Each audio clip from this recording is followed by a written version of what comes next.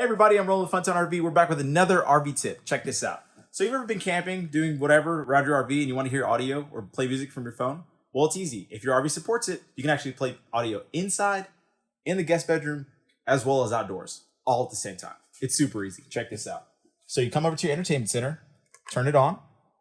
As you can see, we're currently Bluetooth, but I'll go through a couple of the options now.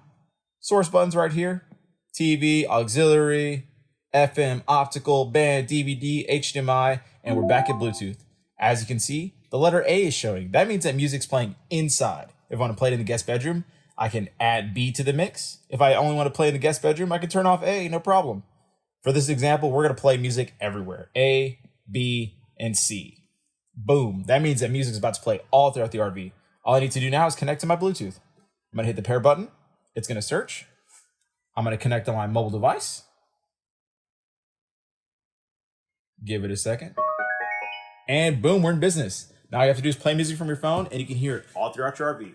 Once again, I'm Rolling with Funtown RV. Follow us for more RV tips. Thanks.